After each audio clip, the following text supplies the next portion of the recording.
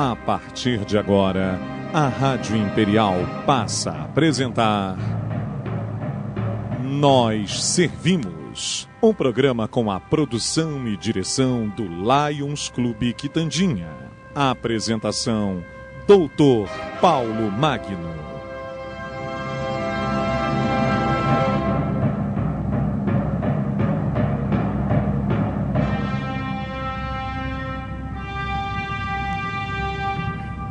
Bom dia, ouvintes da Imperial. Aqui estamos mais uma vez no nosso sábado, com o nosso programa Nós Servimos.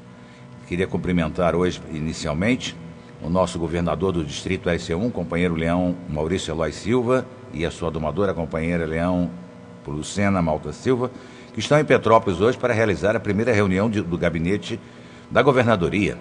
É um prazer os nossos clubes de Petrópolis serem os anfitriões da instalação deste primeiro gabinete do ano leonístico 2015-2016 e dar as boas-vindas a todos os companheiros leões do distrito que estão em nossa cidade.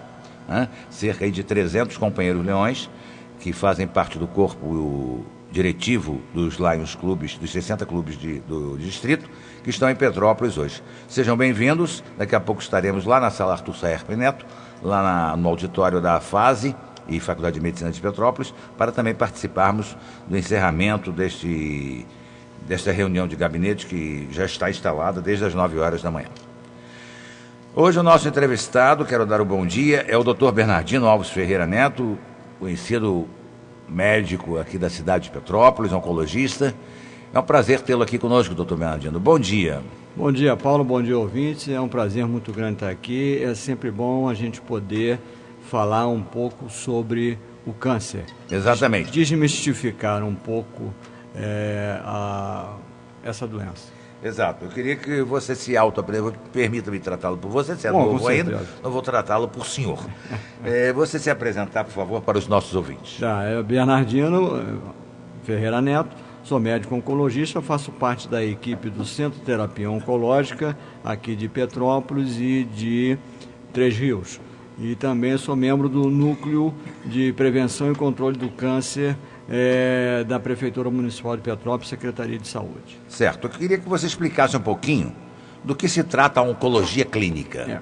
Oncologia clínica é uma parte da medicina em que se dedica ao estudo, prevenção, tratamento do câncer. Certo. Sem o aspecto cirúrgico, a parte clínica, então, você atende o paciente, você faz o planejamento de quimioterapia ou de hormonioterapia, ou só o controle e prevenção e orientações para o paciente. Isso, por exemplo, que nós estamos fazendo aqui, é uma forma excelente de divulgar, de fazer a oncologia clínica, a divulgação dos problemas que o câncer traz. As pessoas têm muito medo de falar essa palavra câncer, né?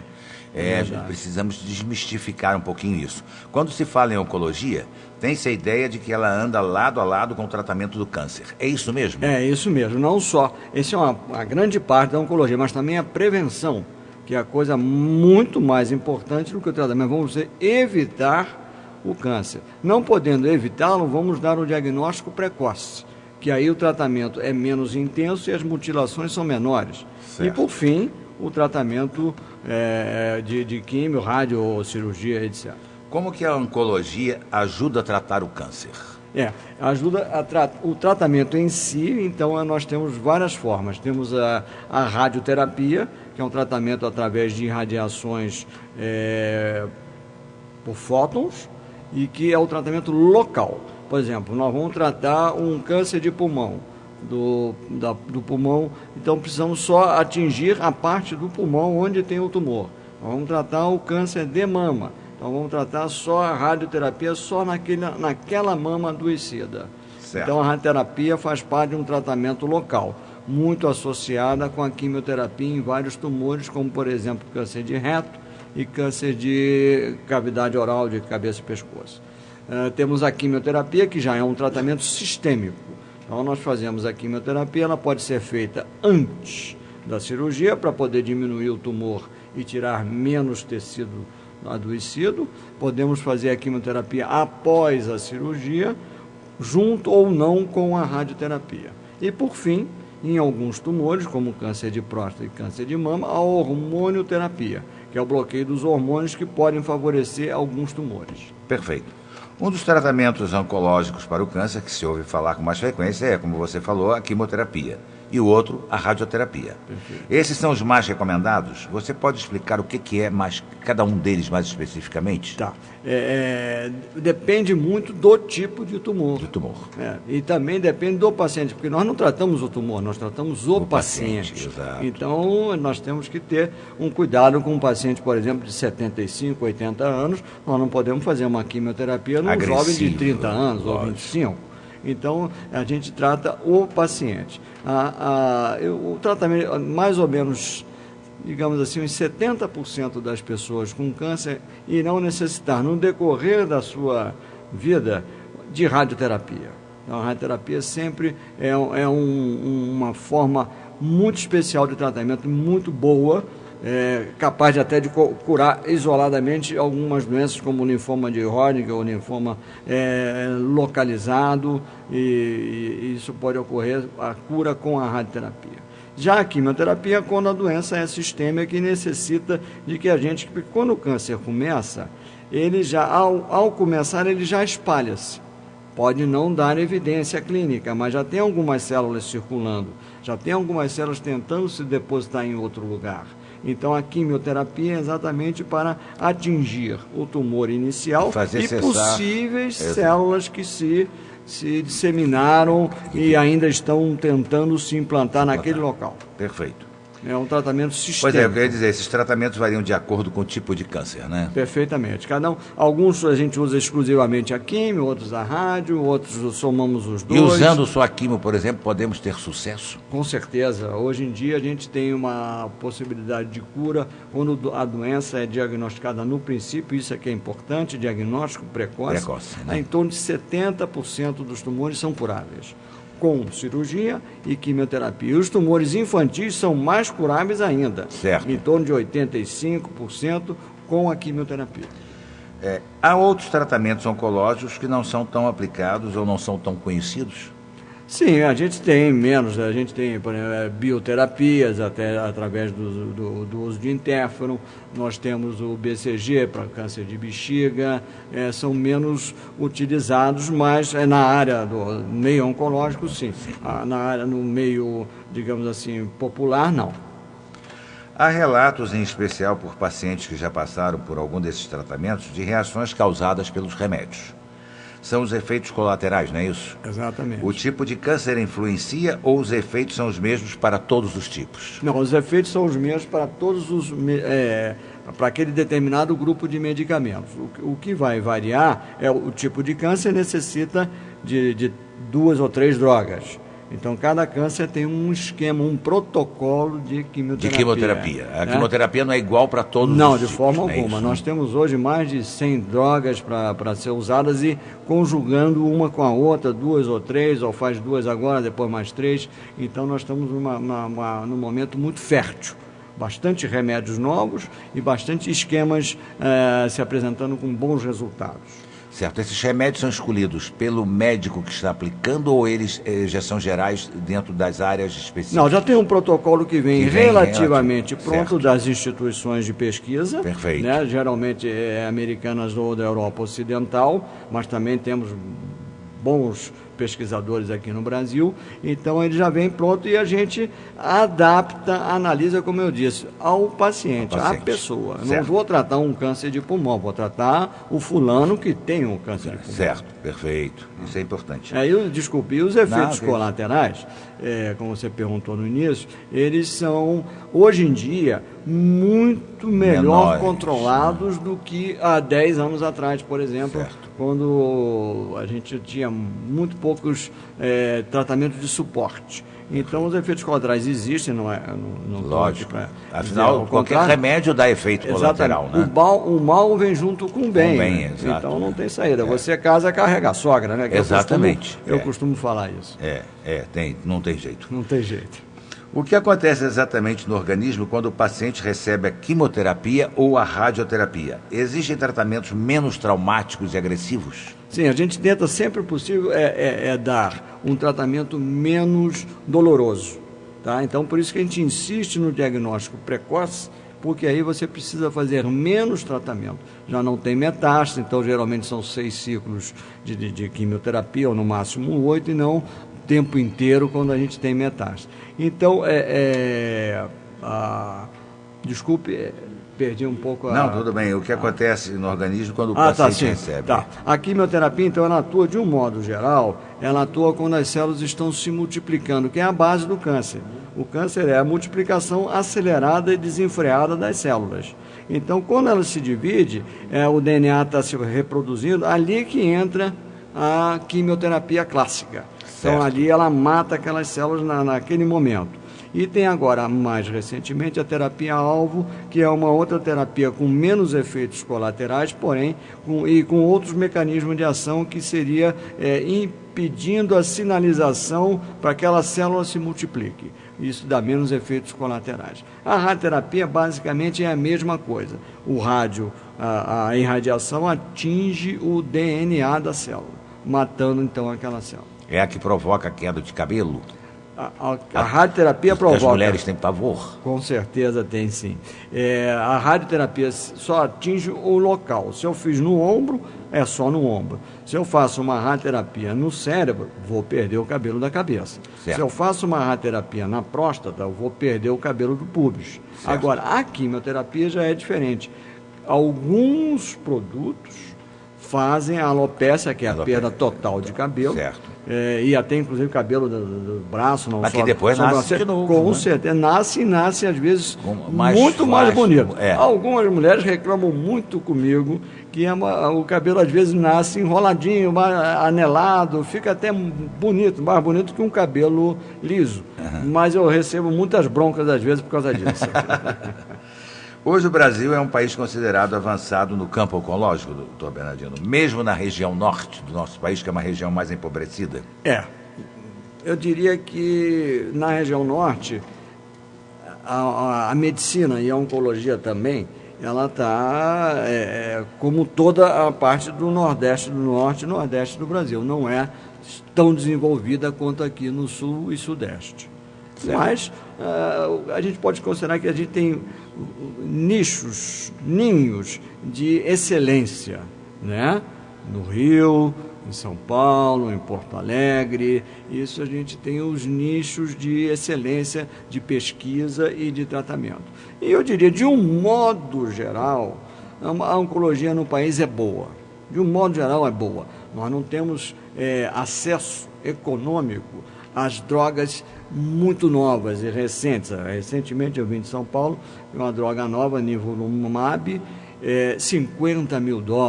Isso é um absurdo. No nosso país é pobre. Não tem como. Não é? E o momento é ruim. Então a gente tem que se adaptar às condições do país. Eu tive até um caso próximo de um parente, de 2 parentes meus, os 2 adoeceram com um linfoma ao mesmo tempo. Um tratava-se nos Estados Unidos e o outro tratava-se aqui no Brasil. Certo. O que tratou aqui nos Estados Unidos, em 1 ano e pouco, ele não sucumbiu, não conseguiu. Sim. E o meu cunhado que tratava aqui no Brasil, ele aqui, inclusive aqui em Petrópolis, você foi um dos médicos dele, ele ficou 7 anos e meio. Olha só. Quer dizer, a gente vê que às vezes não adianta você voar lá para os Estados Unidos, vou resolver a minha situação, lá não é bem assim. A nossa medicina está muito avançada. Muito avançada, não há dúvida nenhuma, porque na América e na Europa Ocidental, não em todo lugar também, sim, são os nichos de pesquisa. Lógico. Aí você pode utilizar uma droga nova. Agora, a droga nova é aquilo, hoje ela é boa, mas com o correr do uso, ela pode demonstrar que não é boa. Exato. Então, a gente não deve ser o primeiro a usar o novo, nem o último a abandonar o velho. Exatamente. Então a gente tem que ter uma noção, nós como médicos assistencialistas, eu não sou pesquisador, a gente tem que ter essa noção. Não é porque o tratamento é mais antigo que deixou de ser bom. Não é? A gente tem que correr para usar, sou o primeiro a usar o novo, não. A gente tem que usar aquilo que é melhor para aquela doença naquele indivíduo. O que se tem de novo na oncologia que pode ser considerado um avanço científico? Olha, muita coisa. Agora a gente costuma brincar e dizer que nós estamos perguntando ao tumor o nome dele, pedindo CPF, título de eleitor, carteira de identidade, estamos pedindo tudo. Só não pergunta se ele vota, né? É verdade, não, esse não. Então, por quê? Nós estamos estudando a biologia molecular, nós estamos estudando a célula. Os seus sinais, sinalização, da onde vem, por que a célula começa a se multiplicar, da onde vem esse sinal. Então já temos vários remédios, vários alvos que já estão sendo identificados e vários remédios contra isso. Então esse é o grande avanço da medicina. Agora, recentemente, voltamos a estudar a imunologia do câncer, que é outra coisa extremamente interessante e com bons resultados, que a gente pode já afirmar. O melanoma, que é um câncer de pele extremamente agressivo, ele já temos uma substância em que ajuda o organismo a descobrir que aquela célula é célula de câncer. Porque a célula de câncer não é nossa, mas ela não é normal, não é do nosso organismo. Lógico, é um corpo estranho que está ali, né? Exatamente, então ela tem que ser reconhecida pelo sistema imune. E isso, então, a célula de câncer se disfarça. Então, agora a gente está tentando entender melhor isso para poder, então, fazer a imunoterapia do câncer. Certo. Você trabalhou durante vários anos com pacientes considerados terminais, naturalmente, com poucas chances de sobrevivência, e durante essa sua experiência desenvolveu-se um trabalho que mudou um pouco essa perspectiva. Esse trabalho mostrou que é possível cuidar e dar amor para aliviar a dor de alguém nos seus últimos dias de vida, sempre com um olhar de esperança. Isso foi chamado de tratamento paliativo, né? Como esse tratamento era introduzido na vida do paciente? Isso é um momento muito interessante, muito bom a sua pergunta, porque eu acredito o seguinte: o médico, em especial o oncologista, tem que cuidar do paciente do começo ao fim. Ao fim, né? Claro que a oncologia exige uma equipe multidisciplinar. Sim, lógico. Então, lá na clínica a gente tem o serviço de psicologia, o pessoal da enfermagem que nos ajuda, né? Os próprios clínicos que estão lá. Então, a equipe é multidisciplinar, mas o oncologista, ele tem que aceitar e carregar isso com ele, né? Infelizmente, em muitos casos, a gente perde o controle da doença. A gente chega a um momento em que o paciente não tem mais indicação de nenhum tratamento específico oncológico. Vamos fazer quimioterapia num paciente que está com doença disseminada, que já fez tratamento.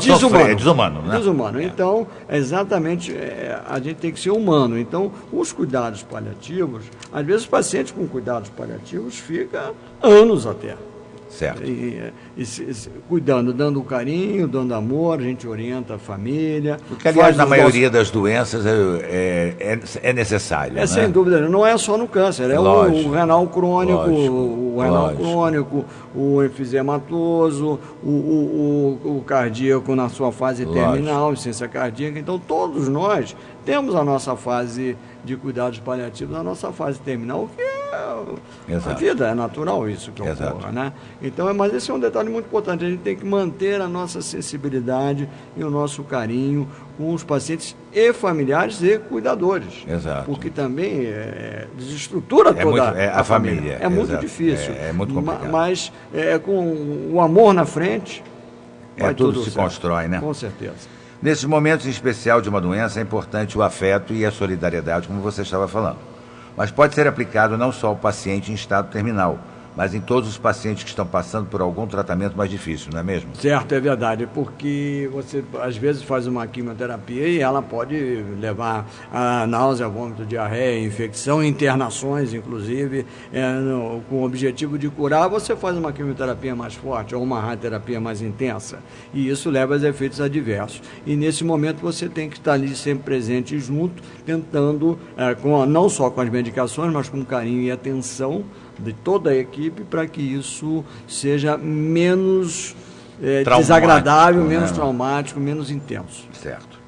E hoje, doutor Bernardino, pode-se ter um cenário promissor para a cura do câncer? Como estão os estudos do câncer atualmente? Já evoluímos bastante? Sim, bastante. Mas a palavra cura, a gente tem que ter um certo cuidado. Cuidado, né? Porque, às vezes você vê, infelizmente, uma pessoa 20 anos depois que teve um câncer, ele volta. Não é comum, mas ocorre. Então, eu acho que continuamos indo com aquele pilar. Primeiro, prevenção.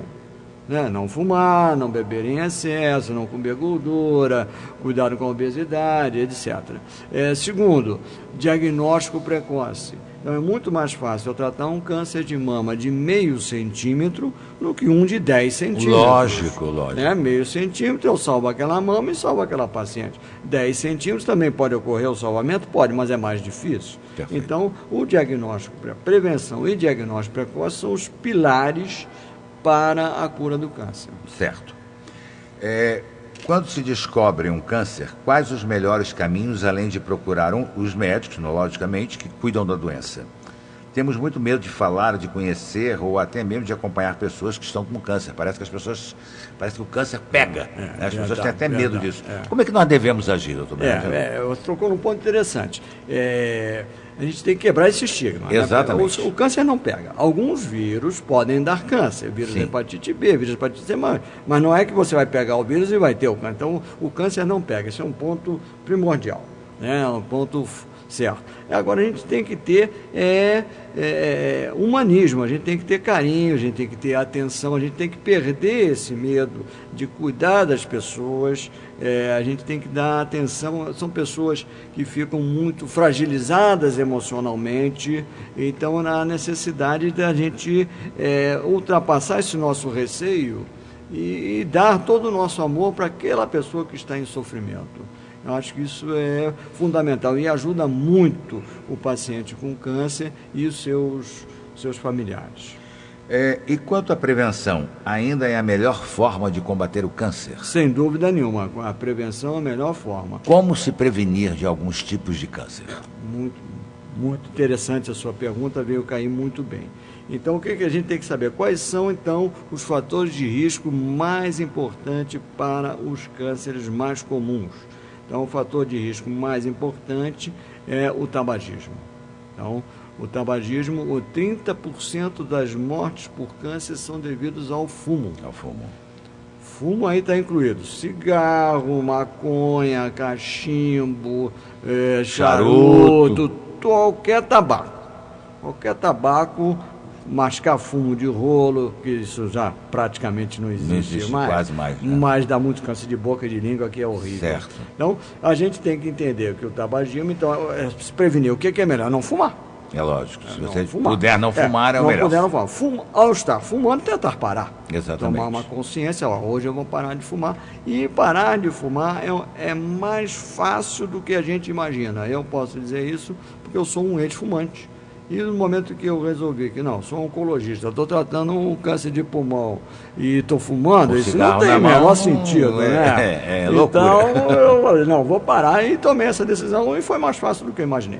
Bom, outros fatores de risco são a obesidade, sedentarismo, isso direciona muito para o câncer de mama, câncer de útero, câncer coloretal, são os hábitos. Que, aliás, hoje parece que está muito disseminado o câncer coloretal. O câncer coloretal, no Brasil, ele é a quarta causa mais frequente. 32 mil casos novos esperados esse ano no Brasil de câncer de colo retal.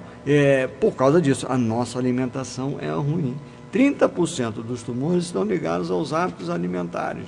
Nós comemos muita gordura animal, nós comemos muito embutidos, enlatados, isso tem muita nitrosamina, que é um agente cancerígeno. É evidente que a gente pode amanhã, domingo, comer um churrasco na casa do Paulo. Churrasco, bebe ali 2 latinhas de cerveja, está ótimo. Isso não vai ocasionar um câncer. Mas, se isso for muito constante, eu como um dia o churrasco, outro dia uma feijoada, outro dia uma rabada, a gordura... Haja estômago, haja organismo. E câncer de estômago, que hoje no Brasil é a quarta causa de incidência. Olha só. Então, os hábitos alimentares, os cânceres mais comuns são de pele, menos no melanoma, próstata, mama, colo retal, pulmão, estômago e colo de útero. Então, em relação à alimentação, a gente tem 2, colo retal e estômago. Em relação ao fumo, tem o pulmão, né? E a mama também em relação à obesidade, sedentarismo. Certo. E colo de útero, o vírus HPV. Agora, os homens ainda têm muito preconceito contra exame de próstata, que é tão importante, né, doutor? Não tenha dúvida nenhuma que o toque retal não vai tirar sua masculinidade. Essa é bobagem. É muito importante. As pessoas precisam acabar com esse estigma. Porque existe, depois que surgiu o tal do exame de sangue de PSA, Exato. os próprios médicos, os urologistas diminuíram um pouco o toque, até pela resistência do paciente. Né? Mas eu acho fundamental a gente tocar. É a mesma coisa eu tentar tratar um câncer de mama sem examinar a mama. Não tem como. Não tem como. Então, se eu tenho acesso àquele órgão, a gente tem que tocar. É muito mais importante de qualquer imagem, de qualquer exame de sangue. Lógico. Então, eu acho que ainda devemos fazer com frequência o exame de PSA e o toque. A partir dos 50 anos. E se a pessoa tem na família alguém com câncer de próstata, especialmente abaixo dos 40 anos, abaixo dos 50 anos, perdão, você deve começar a procurar o urologista a partir dos 45 anos. Exato. Fazer o PSA e fazer o toque retal. Perfeito. A epidemiologia, essa doença é muito grande no nosso país? Sim. Eu vou mostrar aqui, são 576.580 casos novos esperados para esse ano 2015, quer dizer, homens, 300 mil casos novos. Que absurdo. Cidade de Petrópolis. Praticamente toda. E mulheres, 274 mil casos novos no Brasil. Isso é um pouco subestimado porque os nossos registros não são tão bons. Mas vem melhorando a qualidade dos registros, mas ainda não é um registro assim, tipo Europa Ocidental, Canadá, Estados Unidos, que são mais acurados. Né?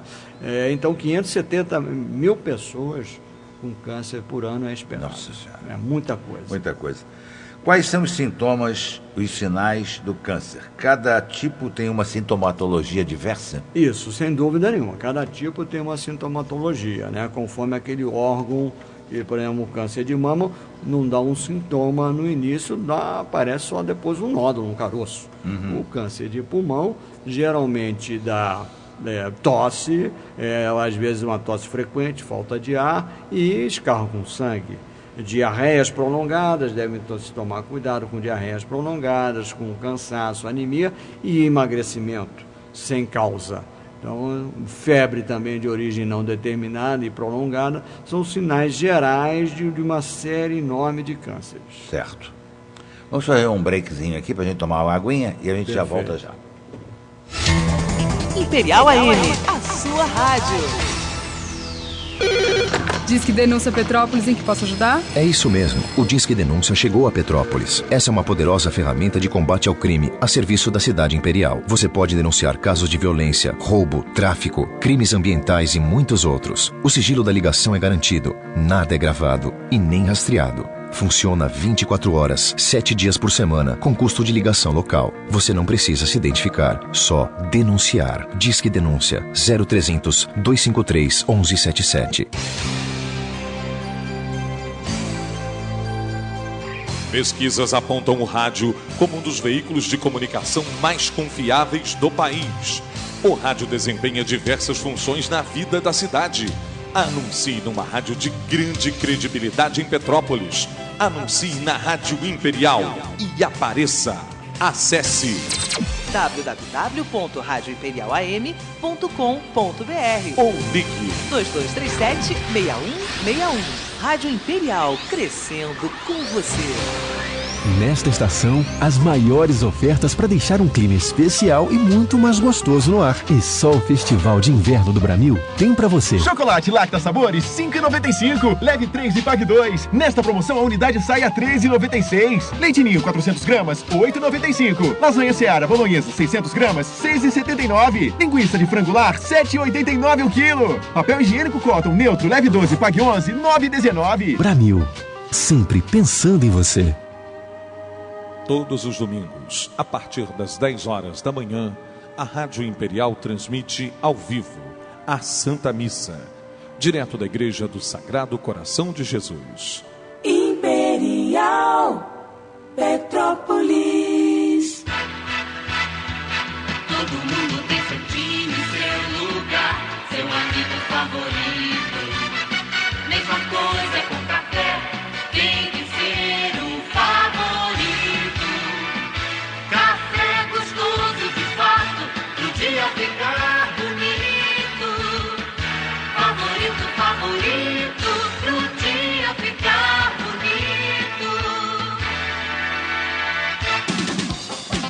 Rádio Imperial, a sua voz, a voz de Petrópolis. Estamos apresentando Nós Servimos, um programa do Lions Clube Quitandinha e a apresentação de Dr. Paulo Magno.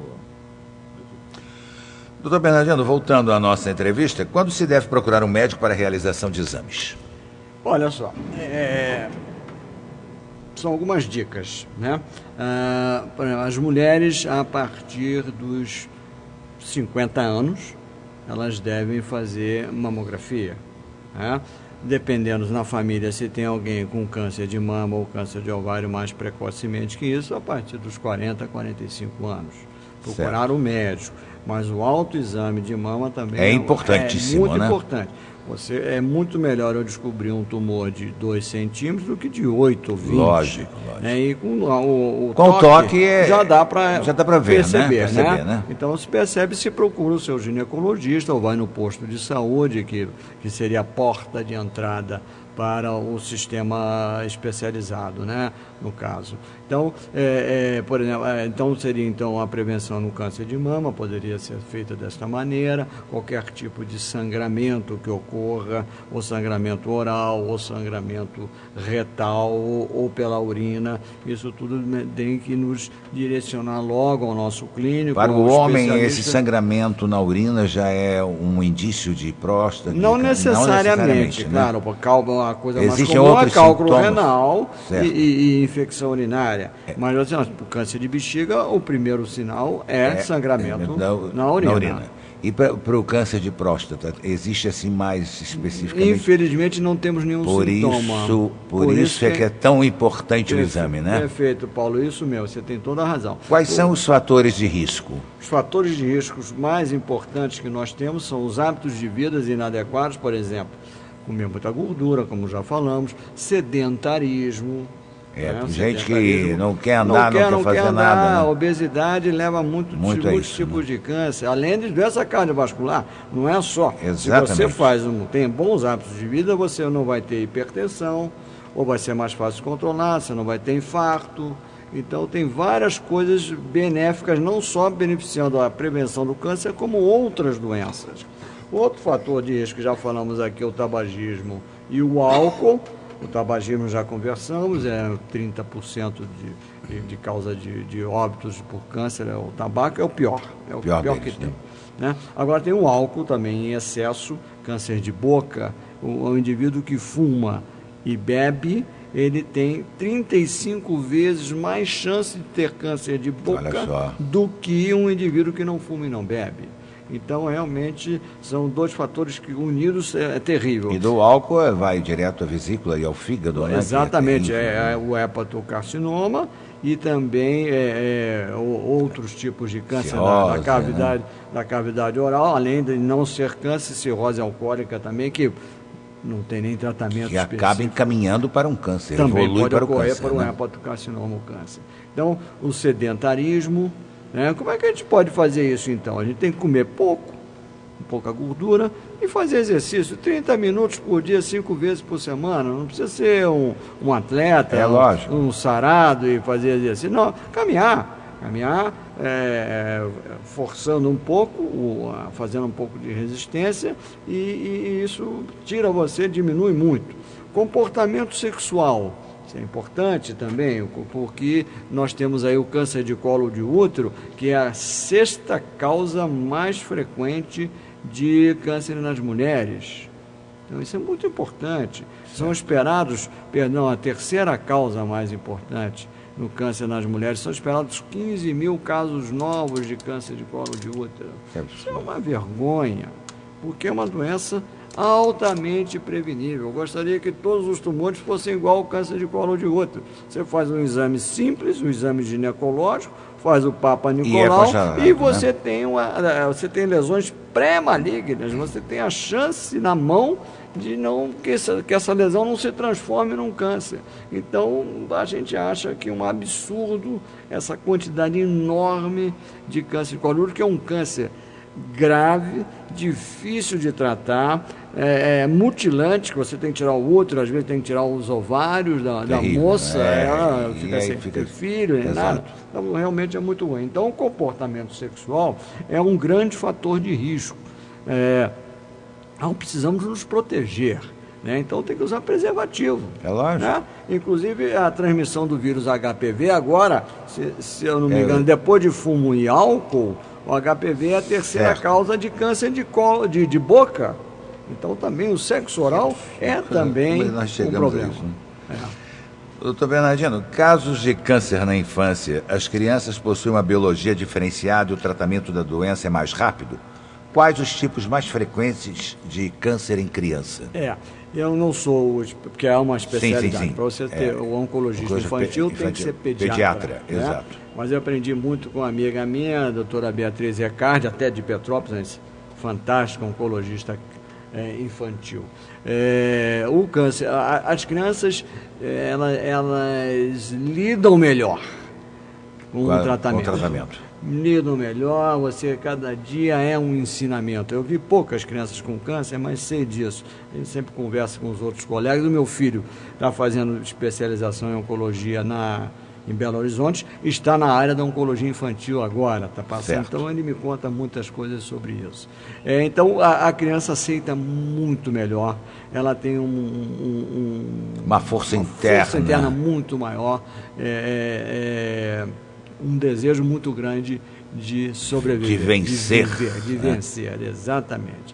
E o tratamento tem mais sucesso. Eu não sei se é por isso também, ou porque... Aliás, qualquer tratamento as pessoas têm que ser positivas, né? Porque ajuda na sua recuperação muito mais, não é isso? Piamente nisso. Eu acho que a gente tem que ter um bom enfrentamento. Exato. Vamos tratar, estou com uma doença grave, ou não pode ser câncer, ou um infarto, alguma coisa, vamos tratar e vamos tentar ultrapassar esse momento. Exatamente. Então as crianças, elas recebem melhor o diagnóstico, elas recebem melhor o tratamento e sobrevivem mais. Quais são os tipos assim mais comuns nas crianças? São as doenças do sangue, são as leucemias, né? E também os linfomas. Os linfomas são os mais frequentes nas crianças e também no adulto, assim como no adulto, os linfomas também têm uma alta taxa de cura. Certo. Então, isso tudo favorece a maior curabilidade no câncer infantil. Por que o câncer se desenvolve mais rapidamente na criança do que no adulto?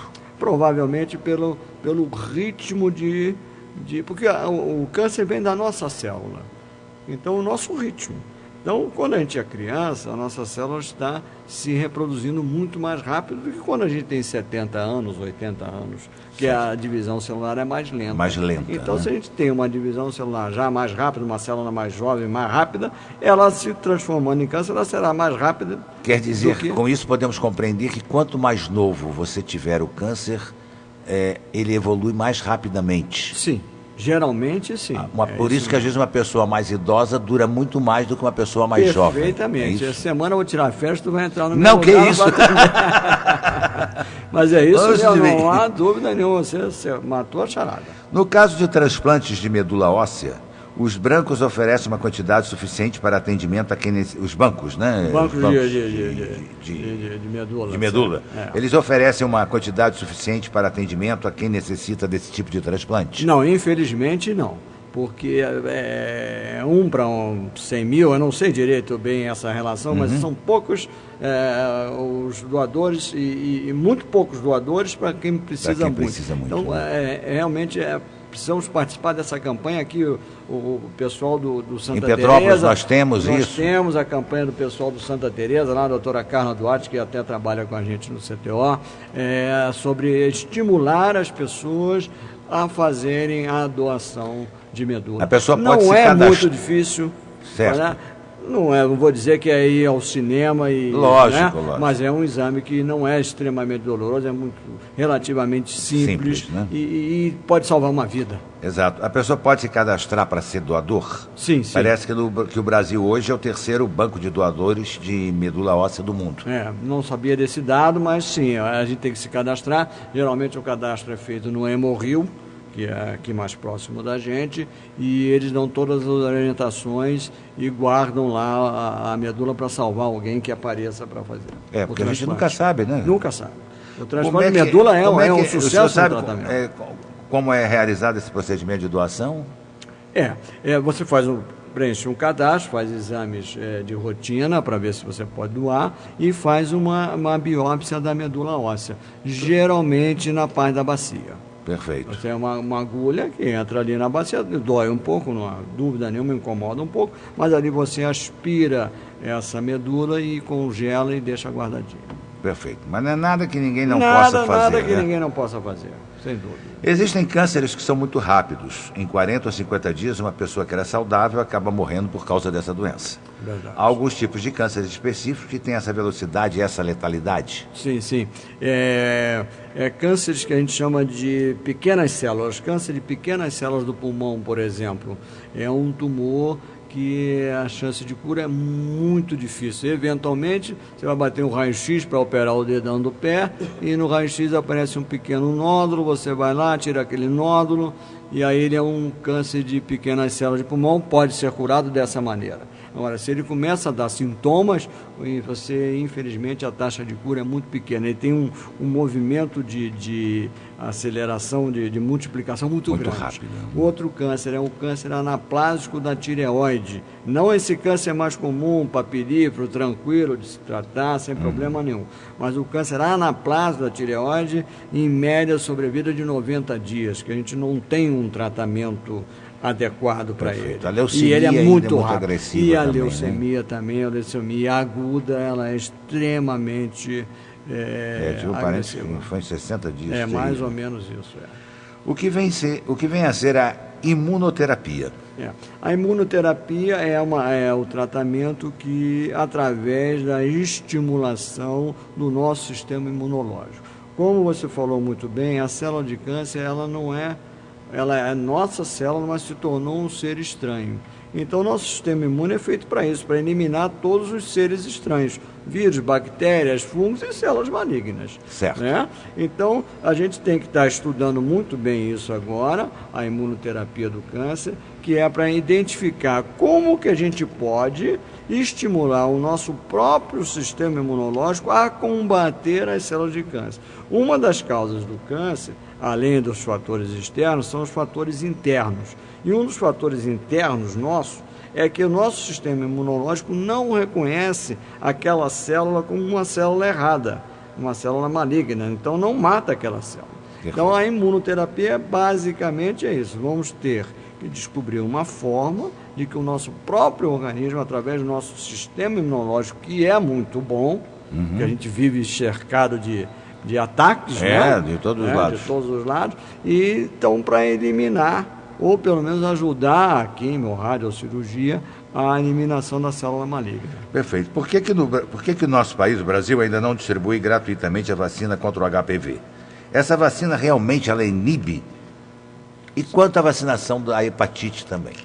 Muito bem. Então a gente tem que ver por que HPV. O HPV faz parte, então, dos agentes cancerígenos para a boca.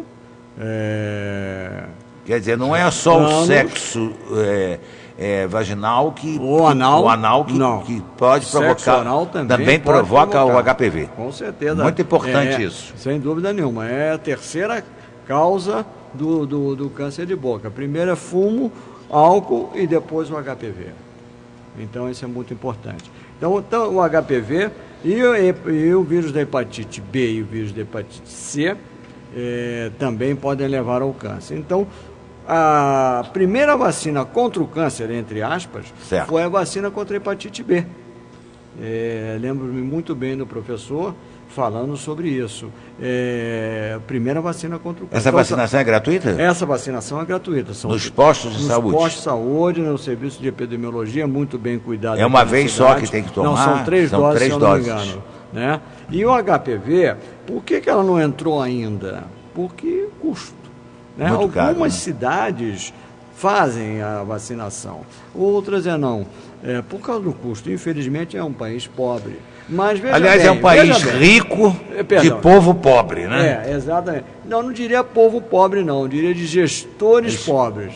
De pobres de honestidade. Também, Né? exatamente. Mas perdi aqui, desculpe o Não, raciocínio. não. Sobre o HPV. O HPV. Sobre a vacinação. A vacinação, pois é. Outro dado, exatamente, a gente não sabe exatamente quando começa a vacinar. A minha opinião é que começa a vacinar com 9, 10 anos. Porque já começa a brincadeira, a bolina daqui, a bolina dali, às vezes até sem intenção, para só uma forma de conhecimento do Exatamente. corpo. Então, a partir dos 9 anos, mas muitos acham que isso vai aumentar muito o custo, que tem muito mais gente, etc. E querem empurrar isso para ali, para os 15 anos, que eu já acho... Que aí já é tarde. Já é né? tarde. Já é bem tarde, porque porque hoje... você tem que tomar a vacina antes de ter contato com a gente. Exatamente, perfeito. O momento do diagnóstico é o pior momento da relação entre médico e cliente. É verdade isso?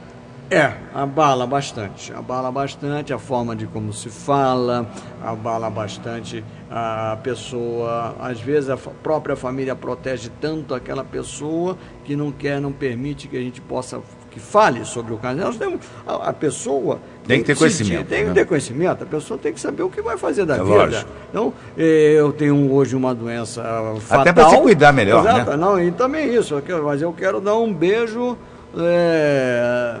no meu amigo, na minha amiga, e eu estou deixando para amanhã. A gente vai sempre adiando as coisas boas que a gente quer fazer. Exatamente. Então, quando a gente tem uma doença dessa que poderá ser fatal, a gente tem que saber para até poder cumprir as coisas. Eu quero passear, eu quero ir para São José do Rio Preto, então eu vou, né? Então a gente tem que saber. Às vezes a família e o paciente tem aquele momento de revolta. Certo. Revolta, poxa, por que eu? Por que esse médico falou isso comigo? Eu não tenho câncer de jeito nenhum. Vai procurar outra pessoa e às vezes é ruim porque retarda o início do tratamento. Né? Mas tendo uma forma carinhosa, humana.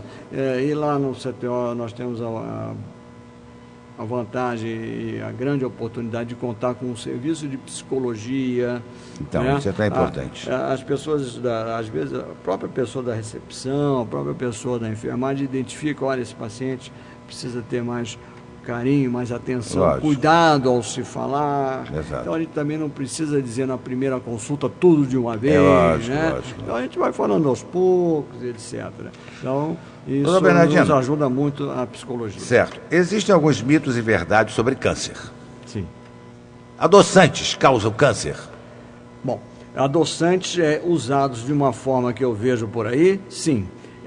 Pega, em vez de você colocar 3, 4, 5 gotas, você espreme o vidro. E fica um aí, dedo. até o açúcar faz mal. Né? Exatamente, até um dedo. Então, o adoçante dá muito câncer de bexiga. Certo. O diabético tem muito câncer de bexiga. Certo. E veio daí esse link. Pelo excesso, justamente. Mas que ele causa câncer também não é. Exatamente. Se você tomar um cafezinho com açúcar, 3, 4 gotas, não vai ter câncer nunca. Lógico. Mas se você ficar espirrando aquilo, lógico. Com certeza sim. Alimentos orgânicos previnem câncer?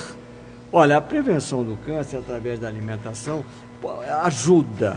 Mas não é que vai prevenir, não. Ajuda é comer mitos, não comer gordura. Lógico. Tem uma alimentação mais saudável. Exatamente. Né? E a alimentação orgânica ela é saudável na medida que, teoricamente, não tem os agrotóxicos. Exatamente. Eu ia perguntar se os defensivos agrícolas causam câncer. Os defensivos agrícolas podem favorecer, são agentes carcinogênicos. Mas você tem que comer 10 quilos de tomate. Ninguém vai comer 10 quilos de tomate uma vez só, né? Então, mas é uma coisa que a gente tem que evitar. Porque hoje também eles já são mais bem fiscalizados. Sem dúvida nenhuma. Até a Fiocruz está fazendo um levantamento aqui lá na clínica, no CTO, sobre exatamente esses defensivos agrícolas. Importante isso.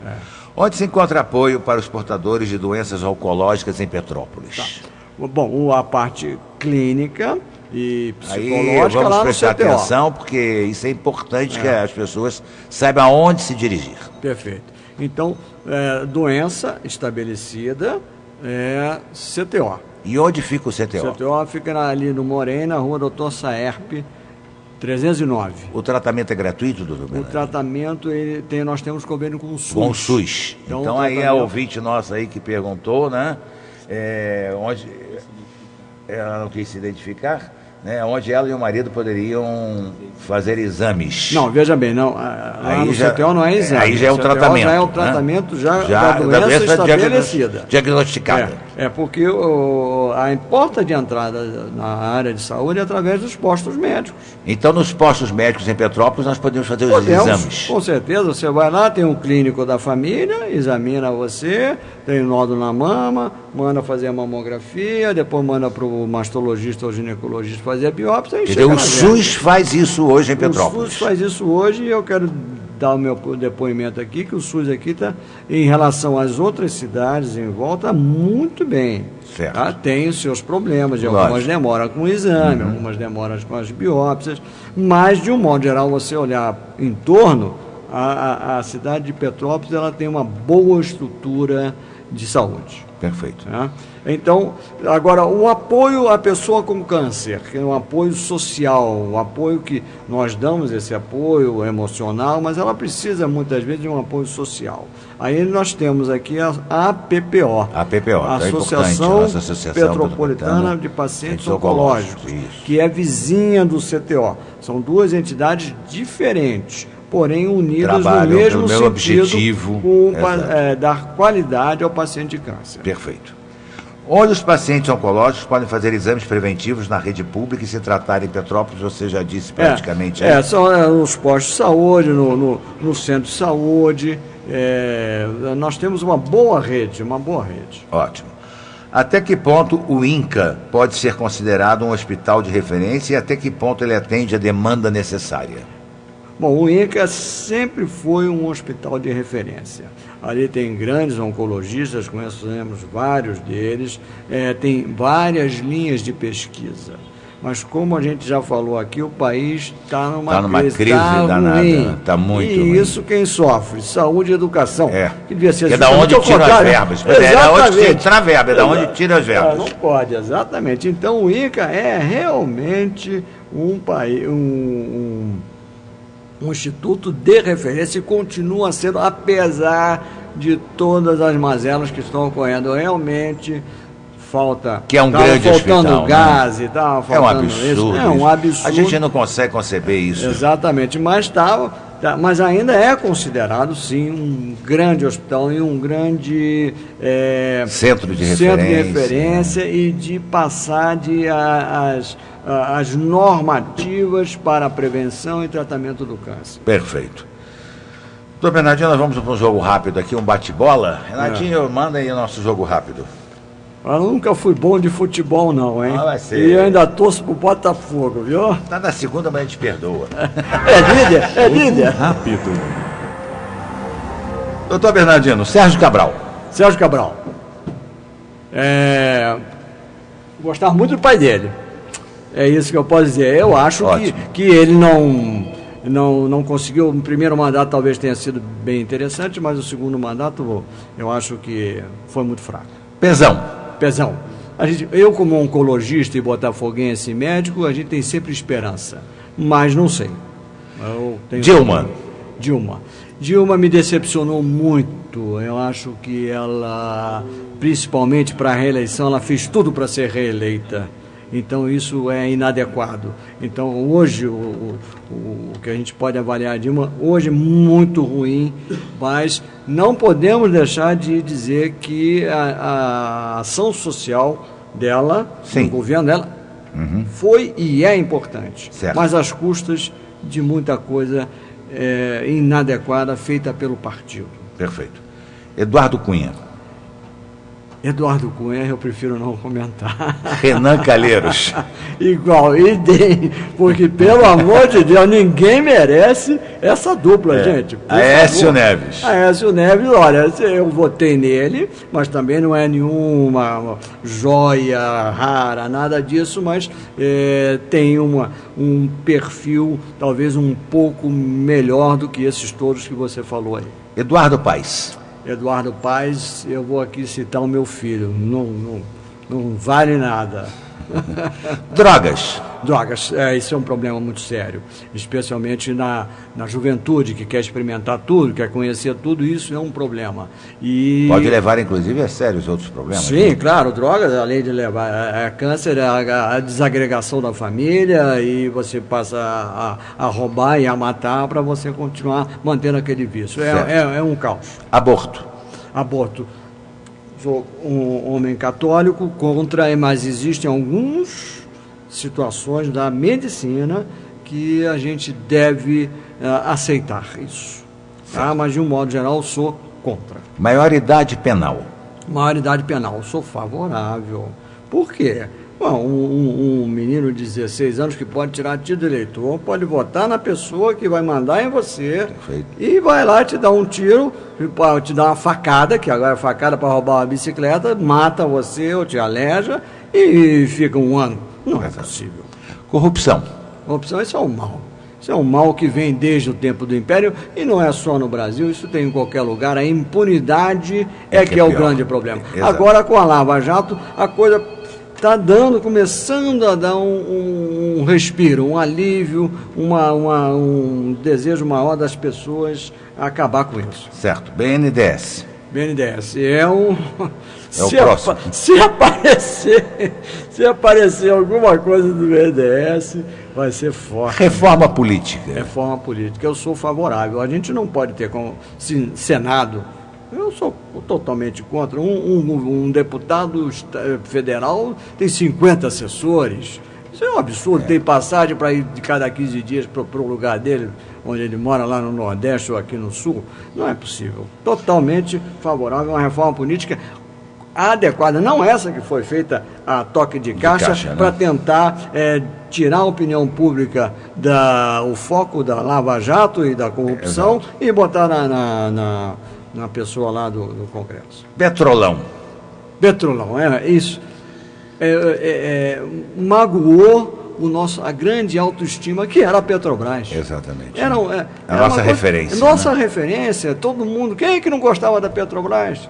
Né? Então, foi realmente duas facadas, uma no bolso e a outra na alma. E reeleição? Você é a favor ou é contra? Eu sou favorável à reeleição. Eu acho que se a pessoa foi bem naqueles 4 anos, pode ir muito bem nos outros. O que não pode acontecer o que aconteceu com a Dilma, que fez tudo para ser reeleita. Exato. Então, os controles devem ser muito bem feitos. Mais rigorosos. Mais rigorosos para a pessoa ser reeleita. Em todo lugar do mundo tem reeleição. Bateu um bolão, viu só? Foi um jogo rápido, muito bom. É gol do Luiz Henrique. É isso aí. Estamos chegando ao final da nossa entrevista. Infelizmente já temos 1 hora de programa. Temos que passar aqui a nossa bola. Foi curto, mas... Foi curto, mas acho que foi substancial. Muito. E os nossos ouvintes deu para esclarecer sobre alguns aspectos aí. E principalmente quanto à prevenção, que é tão importante. Eu queria deixar suas palavras finais aí para que o senhor possa dizer sinteticamente uma mensagem aos nossos ouvintes. Primeiro agradecer aqui a oportunidade de falar e dizer às pessoas que não tenham medo, que façam seus exames de prevenção.